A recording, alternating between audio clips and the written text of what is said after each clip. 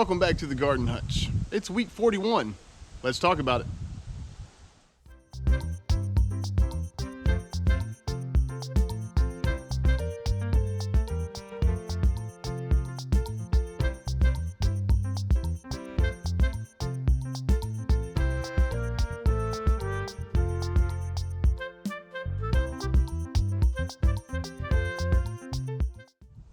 Week 41 was cool, dry, and windy.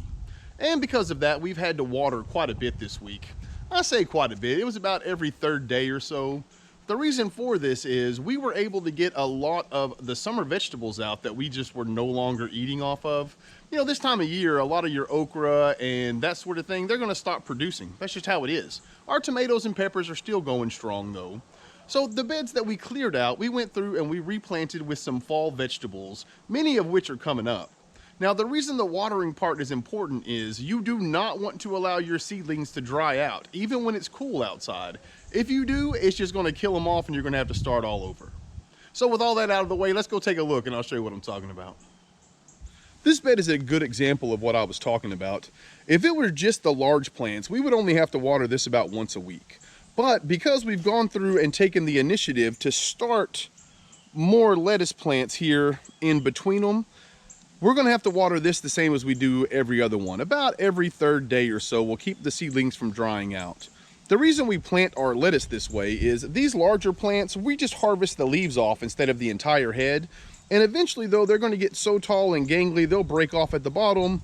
Also in 7B, we always have issues with some kind of pest or that sort of thing. So this way, if we do have any pests or anything get my lettuce, we've got the backup folks coming up already. So before we get going here in the old garden, I just want to point out we are still getting quite a bit from our peppers and a little bit from our cherry tomatoes. I just can't bring myself to pull the cherry tomatoes out until they're 100% done. We're not gearing near the production that we were, you know, in the summertime or even 2 weeks ago, if I'm being honest. But just the hope that every once in a while we get some ripe cherry tomatoes to throw on a salad, it's worth leaving them in the ground for now. So let's just run through this real fast. These mustard greens back here, they were started indoors like the larger lettuce plants that we just looked at. We did that so we have kind of a jump on the fall gardens, if you will. I freaking love fall gardening, because it's probably a little easier than the gardening the rest of the year. There's not as many pests and the environment is a lot more conducive for actually growing things. Our jalapeno peppers are starting to turn red. And then look, just as a real quick aside, you can see how our cherry tomatoes are dying back a little bit. Those Dancing with Smurfs though, they get a really cool color whenever they hit the fall. But that's not what we're here for. We're here for the fall garden stuff, which are these mustard greens here. They were started at the same time. Beansy, the garden cat, likes to dig holes in my mustard greens. Oh, Beansy. You can see down here, none of these mustard greens have come up just yet. These were a little behind the rest of them, only because we were allowing the okra to finish up. I wanted to finish up the next gallon bag. I love it for soups in the wintertime. So once the second gallon bag was done, and Leslie had already finished all of her pickling, it was time to remove those. These are the turnips. Now we'll let these turnips go all the way up until we get the turnip root. We'll eat the greens, we'll cook them up with some neck bones or smoked pork of some kind. And we'll have those as well. They go great on a cold night, you know, November-ish, December-ish. There's not much better than turnip greens.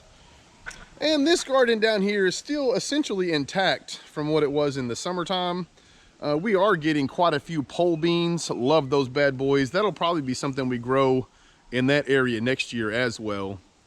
But I really do like the fact that we're still getting these colors from the marigolds, even though the zinnias are done for the year. And we're also getting cucumbers. Check that bad boy out. For the last week or so, every salad we've had, we've been able to have a cucumber. Huh, in October.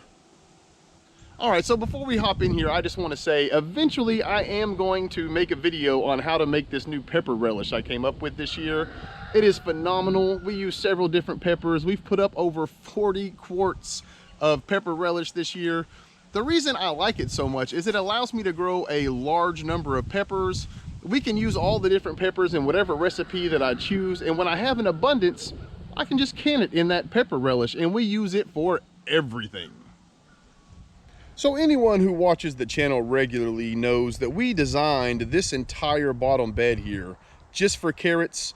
It performed decent in the springtime. We went through, added a little bit of sand to it, a few amendments to try to help boost our carrot production. And so far, it looks like that has started to pay off. Now, I did miss a few little spots when I went through to seed it. Beansy has helped out a little bit in removing some of them. For whatever reason, man, he loves to get in my beds and dig. That's okay, man. I love him. I'm not gonna make too big of a deal out of it, but I think what I'm trying to get at here is I think the carrot bed is going to have a lot more production. Our goal for the fall was to try to learn how to space the seeds out a little bit better and get larger carrots. We got a large amount of them in the spring. They just weren't as big as I wanted, so we're going to try to rectify that. These are the first round of our fall turnips. They were started inside like the lettuce and mustard greens, as were those mustard greens right over there. The idea with these are we're going to use these to let them get to a turnip root. They should be done, I don't know, in the next, I'd say 2 or 3 weeks. So we'll have a bunch of turnips and a bunch of mustard greens that we can kind of eat as soon as it turns cold. And then the big bed of turnips we can save and try to put in the pantry, and we'll use those as the winter goes along. Just show real quick, look how pretty those cayennes are this time of year. All right, but we're not here for peppers, are we? Speaking of turnips, this will also be a complement to the turnips. Again, because these beds have not been in for many years, this is the first year we've had all of our raised beds situated. So we're trying a lot of stuff in a lot of different areas. So in the fall, we're going to do turnip greens here. Up here are another round of our radishes. And I'll show you our early radishes when we get to the pallet garden. But in just, I don't know, 2.5 to 3 weeks, we'll be eating radishes out of this garden. And then finally for the fall in the top garden, for now anyway, I would like to point out that this is another lettuce bed. It was put in significantly later than the rest, so nothing has really come up. The idea is it's kind of a backup just in case anything happens to that large lettuce bed we had. Also, lettuce is one of those things that are super easy to get rid of, and we like to eat it as much as possible, so you can't really grow too much of it. So let's move through the pallet garden real fast. Check these zinnias out, aren't those awesome? Nice color here in the fall. Let's start here with the beets. So from now on, it looks like I'm gonna have to do the beets indoors, start them and then plug them in. I'll show you the other beds here in just a minute, but these beets over here look fantastic. We direct sowed a few on this side and they are just not responding as well as the ones that started indoors. So one way or the other, dang it, I'm gonna learn how to grow beets, and this looks like that's the way to do it. And we turn here, look at these guys. These are the first round of radishes. Let's see if I can get the camera in there for you folks.